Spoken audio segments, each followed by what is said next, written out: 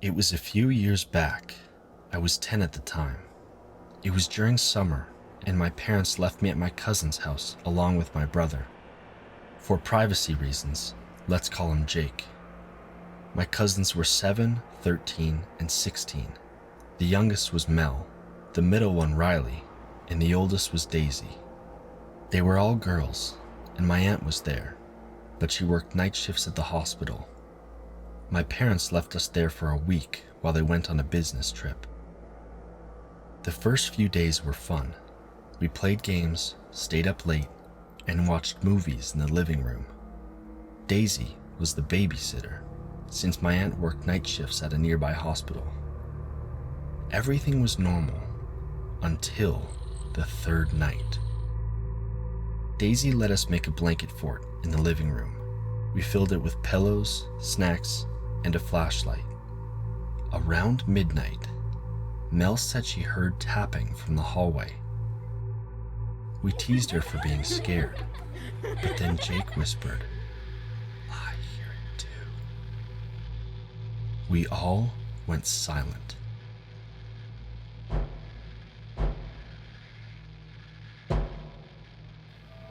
It was slow and uneven, almost like someone dragging their feet.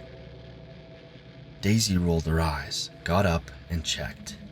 The hallway was empty. She laughed it off, saying it was the old house creaking. But when she came back, I noticed she quietly locked the front door and closed the curtains. That night, around 2 a.m, I woke up to the sound of Jake whispering my name. "Hey, look." I opened my eyes. He was pointing toward the hallway. The flashlight had died, but I could still make out a faint figure standing by the door, tall, pale, and still. I blinked, thinking my eyes were playing tricks on me, but then I heard it. A woman's voice, soft and shaky. "Come out, sweeties. I made cookies." My heart froze. My aunt was at work. Jake grabbed my arm, whispering, "That's not Auntie." Daisy woke up, realizing something was wrong. We all stayed quiet, huddled together. Then came knocking.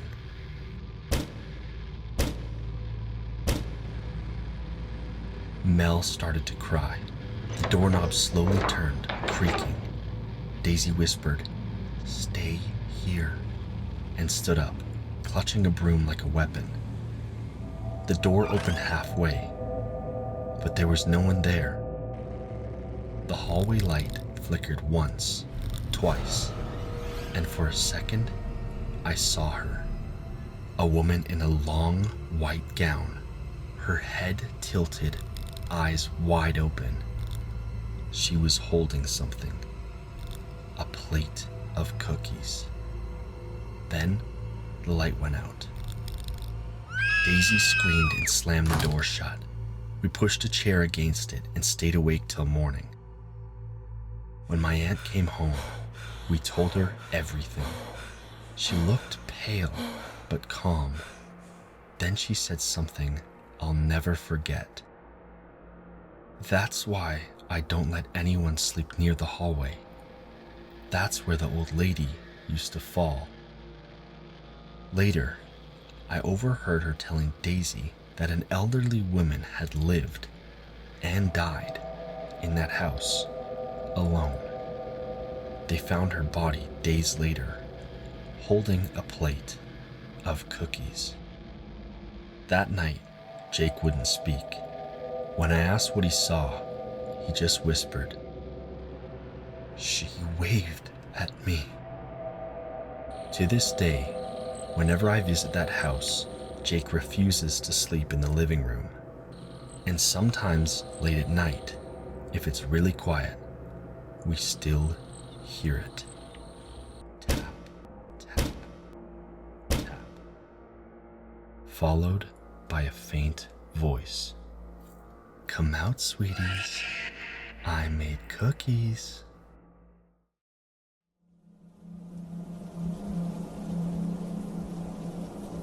I'm very happy I'm not in school anymore. I graduated a few years ago, but more and more every day I hear about incidents at school. On the news, on the internet, and in texts my friends send me. All sorts of horror stories. But the stories online are the ones I'm always finding myself glancing through. I've seen stories online of people relating to how their school went into lockdown, and the story ends up being about some hobo who had been living under the school or some crazy person from down the street who finally snapped one day. I don't know if they are true, but all I know is our school went into lockdown once. And I don't know if even the people at my school know the whole story as to what happened. I don't even know if I understand it myself. It still seems like a sort of fever dream, something that didn't happen and couldn't happen. It was the middle of third period, math. I had just finished a big test. Found out later I had made a bunch of mistakes and ended up getting a D, but that's not really important to the story. I used the hall pass to go use the bathroom. Unfortunately, the school bathrooms were all located at the stairwells and, of course, the bathrooms on the first floor where I was were closed for repairs. I had to go up to the second floor, but before I got there, the bell rang. The bell never rang during class before, but as it did, an announcement came over the PA. Students and faculty, we are entering lockdown and this is not a drill. Please, all students and faculty, follow all school procedures. I froze. I could hear sirens approaching. I came out of the stairwell, but already the doors in the hallway were closing and I could hear them locking. I was alone and out in the open. I could go into the bathroom now, but the doors have had no locks on them since my freshman year, after some juniors trapped a freshman in the bathroom and duct taped him inside his stall. They removed the ability to lock them at all. If there was somebody wandering the school, I'd have no chance if I went in there. I ran down the hall. I could see classrooms turning out their lights and covering the windows. I couldn't turn to them for help. All the instructions said to not answer the door. I had to find someplace safe nearby before something happened. I turned a corner and I saw my chance. The janitor's closet was open. Lunch was up next period, so he was probably out setting up tables when the announcement was made. He wasn't in there and it could easily be locked from the inside, so I jumped in and shut off the light. The only light I saw was from the bottom of the door. I waited and the sirens grew closer and eventually stopped.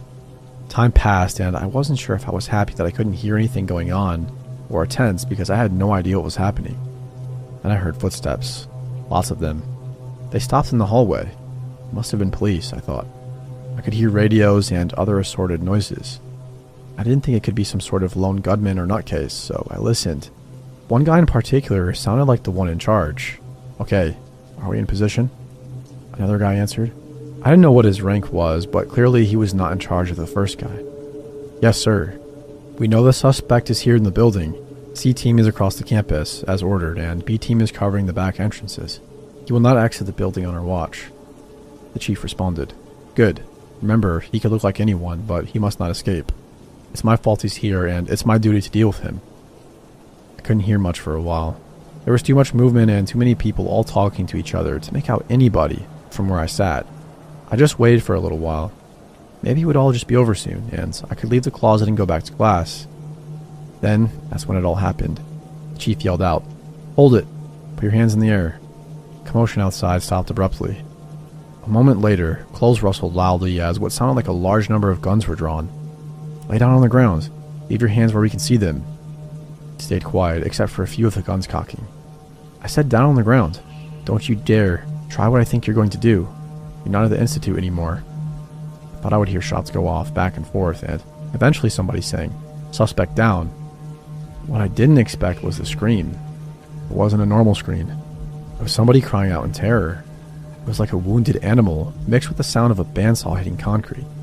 I've never heard anything like it before, and I hope I never hear it again. Then the guns began to fire. The horrible scream happened again, and then other screams, and then the sound of tearing.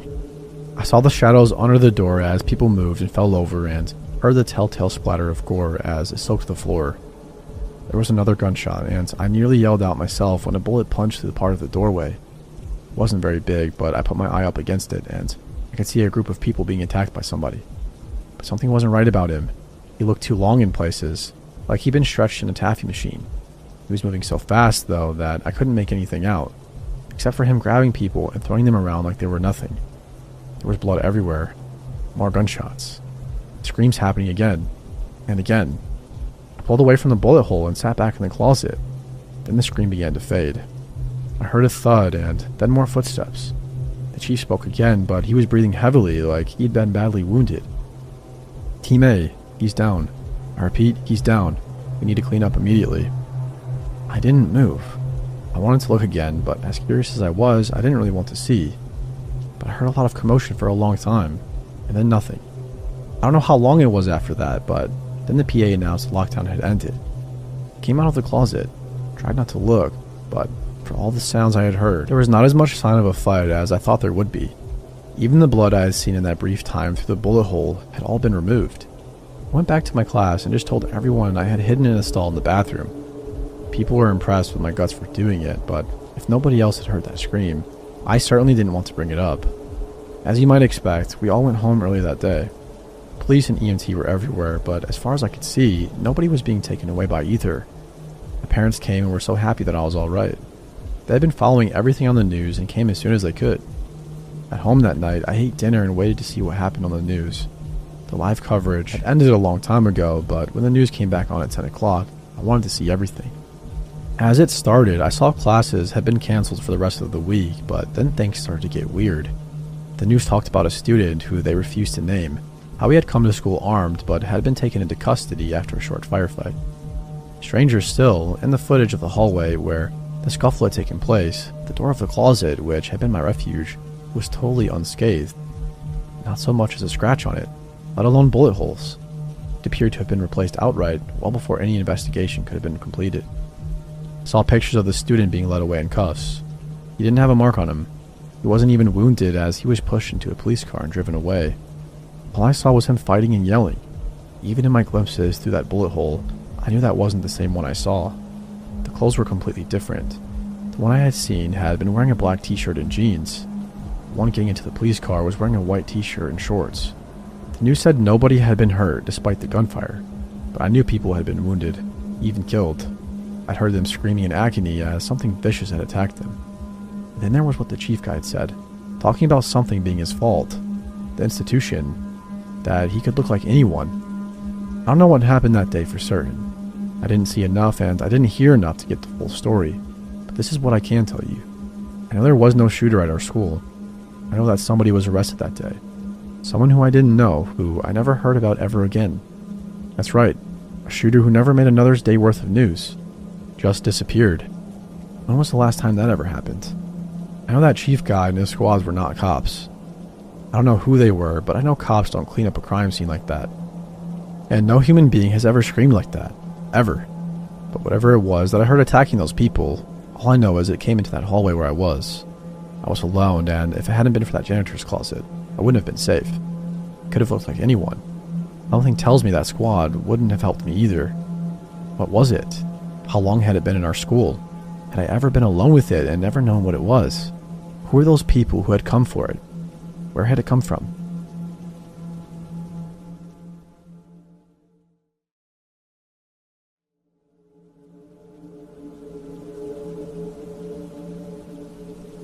My name's Ryan Green, and I teach 7th grade English at a middle school in a mid-sized town in Ohio.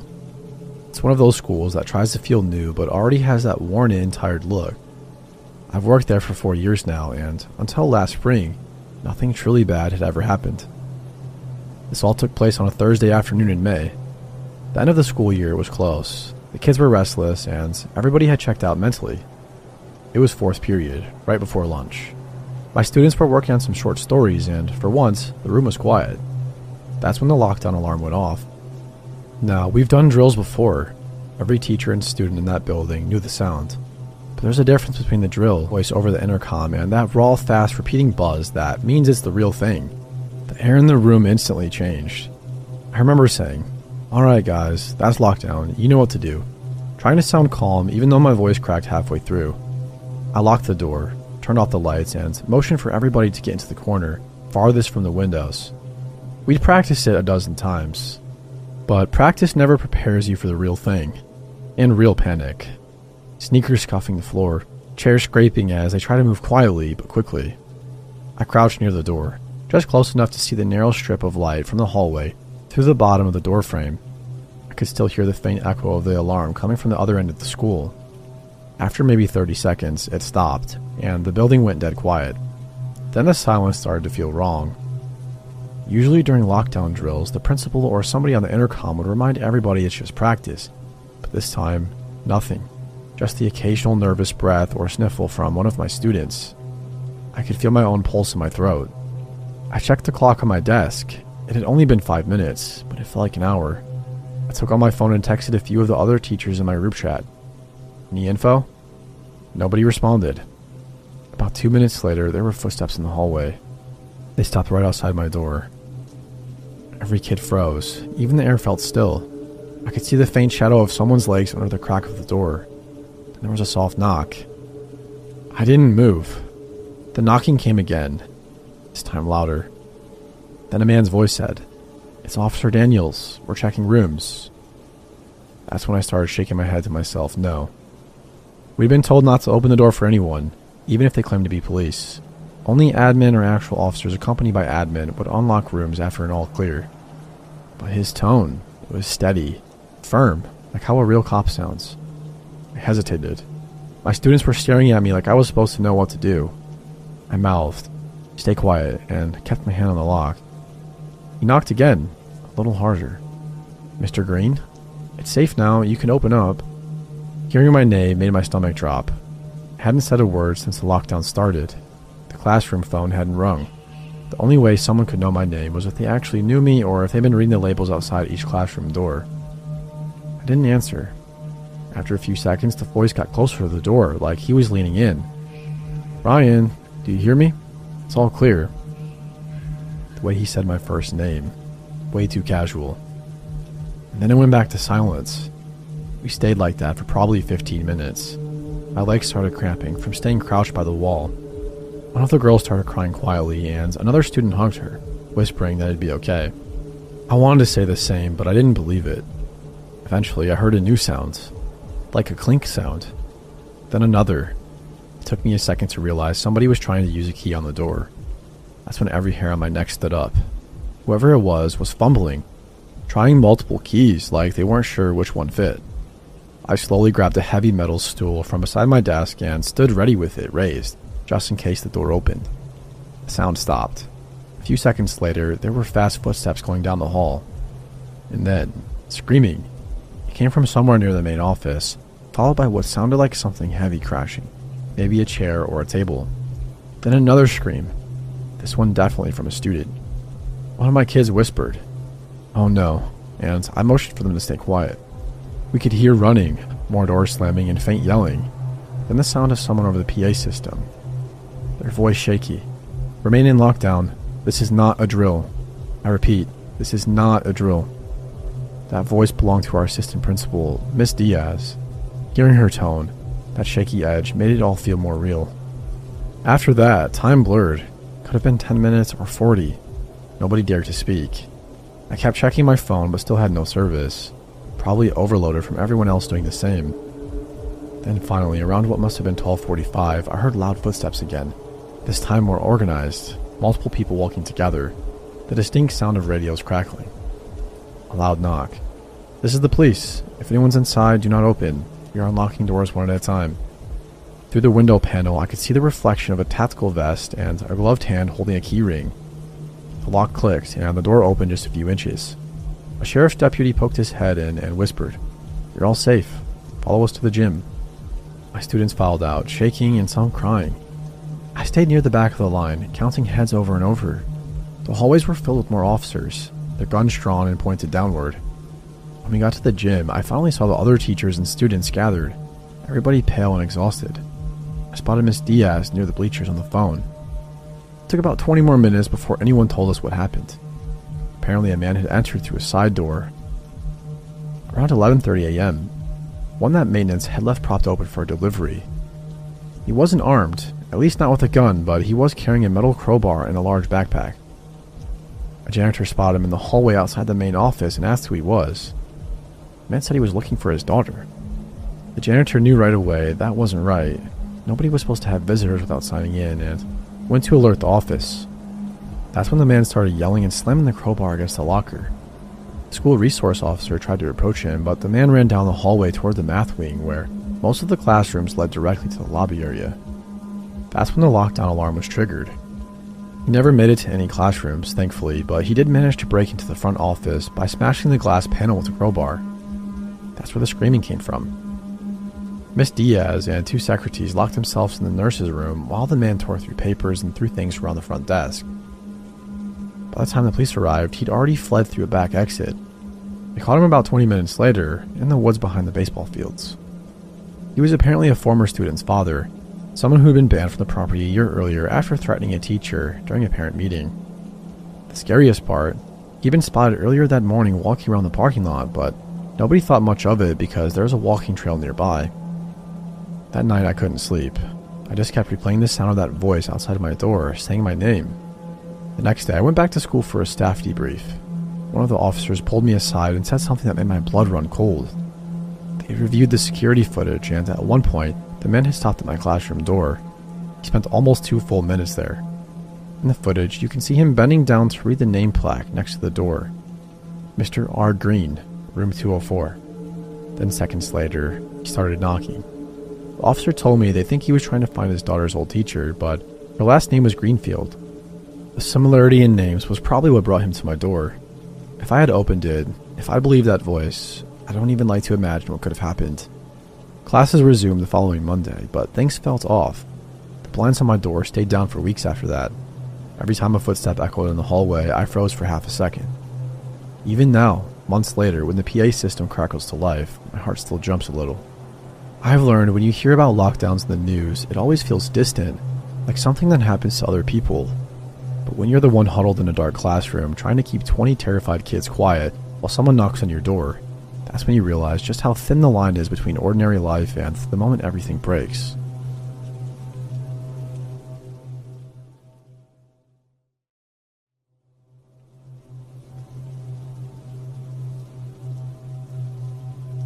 I was a junior at the time, and gym class was at the end of the day, 3rd period on Mondays and Wednesdays.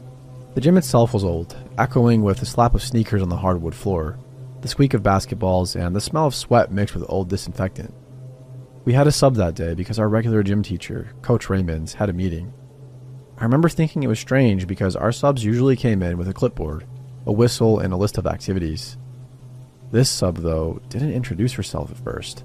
She just walked in quietly, a clipboard in hand, but her demeanor was off. And there was him. Nobody remembered him signing up. He was new, at least he claimed to be. He said his name was Evan and that he had just moved to the district. He was tall and pale, with dark greasy hair that hung in his eyes. His gym uniform didn't exactly fit. Shorts were too short and the shirt was a size too big. But the weirdest thing about him was how calm he was. Everybody else was joking around, shooting basketballs or talking about the upcoming homecoming game. But Evan just watched. He never laughed, never spoke to anyone, and when you made eye contact with him, he seemed to be staring through you. We started the class with a warm-up jog around the gym. Most of us laughed, the usual slow kids trying to keep up, but Evan stayed at the back, keeping perfect pace, without even seeming to breathe hard. By the time we got to basketball, he had already silently claimed a hoop for himself, spinning the ball on his finger and shooting with precision that was almost unnatural. Halfway through, Coach's sub, her name was Miss Langley, as we eventually learned, blew her whistle. "Line up for a quick drill," she said.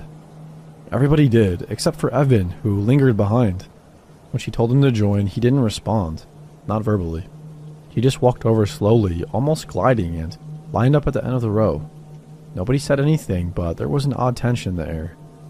About 10 minutes into a passing drill, something happened that made the entire gym go quiet. Evan caught a ball that was thrown a little too high, and for a second, he just stood there. Not looking around, not passing it back. Just holding the ball like it weighed nothing, staring at the floor. Then he slowly looked up, and his eyes locked onto mine. I swore I could feel it. That moment lasted maybe 3 seconds, but it was enough to make my stomach twist. Then the whistle blew. Miss Langley called everybody over. "Okay, we're going to do some team scrimmage," she said, trying to sound normal, but her voice had an edge, like she was nervously forcing it. Evan didn't move at first. He just turned and walked toward the far end of the gym, completely ignoring the teams. I glanced at my friends, and they all had the same uneasy look on their faces. The scrimmage started and we tried to ignore him, but then I noticed something strange. Evan wasn't just standing off to the side. He was watching everybody intently, almost like he was memorizing every movement. He didn't blink much. His gaze flicked from player to player, then back to the ball, then back to us. I tried to shake it off, but the more I watched, the more it felt like he wasn't human. Not in the sense of being a person, just wrong. Then the gym lights flickered. Just for a second, but it was enough to make my heart jump. When they stabilized, Evan was closer. Nobody had seen him move. He was just suddenly near the sideline, standing behind the benches, silently observing. A few kids laughed nervously, but even they didn't approach him. That's when it started. A soft tapping noise, almost like fingernails on the wooden floor, echoing from the far side of the gym. Everybody paused mid-play, looking around. It wasn't a bounce from the basketballs, and it wasn't from shoes on the floor. It was 100% coming from Evan. He was tapping the ball lightly on the ground, slowly, rhythmically, but the sound didn't match the motion. It was sharper and hollow, like somebody was testing a weapon. Miss Langley walked toward him. "Evan, you're going to need to join a team," she said, trying to keep her tone calm. He didn't respond. He didn't even look at her. He just kept tapping the ball and staring straight ahead. Then the announcement came over the PA. "Lock down.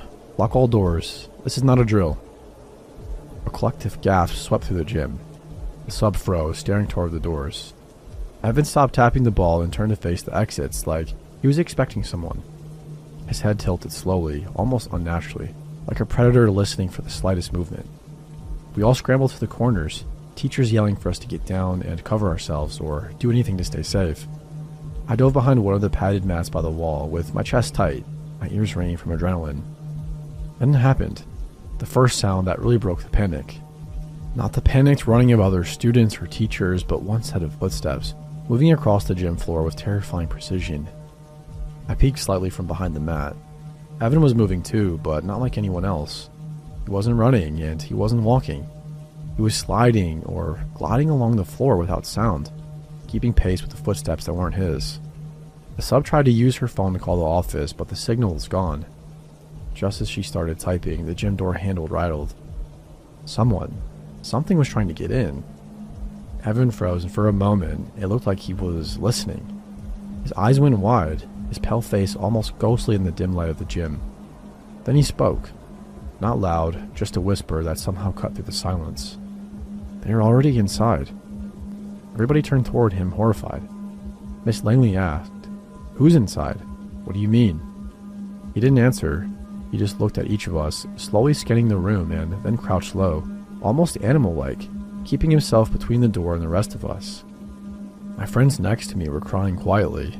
I couldn't move, and I couldn't breathe. Then the footsteps stopped, and it was silent. So thick it pressed down on your ears. And then tapping again, coming from the opposite side of the gym this time. Not from Evan, from the corner where nobody should have been. Everybody froze. I realized with a sinking feeling that this person, whatever it was moving freely inside the building. The school doors were locked, but they had found another entrance, and now they were inside. The tapping moved closer. Slowly. One step. Pause. One step. Pause. And then a soft, low whisper. "Don't move. Don't even breathe." Miss Langley grabbed her whistle, blew it sharply, then immediately put her hand over her mouth like she had realized it was a terrible idea. Evan stood taller than before and moved toward the sound. He just stared. Then the sound vanished. Nothing. No footsteps, no tapping, just silence. Finally, after what felt like hours, the principal's voice came back over the PA. "All students are safe. Lockdown is lifted." We didn't move. Not immediately. We were escorted out in a fashion that made sure each student was accounted for. Every cop and officer there had that tense professional look, scanning every corner. But when we looked back toward the gym, Evan was gone. Nobody could explain how he had disappeared. Nobody knew if he had left with the intruder, if he had been part of it, or if he was something else entirely. Later that night, rumors started. Some students swore they saw Evan outside the school near the tree line, hours after the lockdown ended. Others claimed the police searched the building and found no record of anyone named Evan ever enrolling in the school. No paperwork, no emergency contacts, nothing. I never saw him again, and I never want to.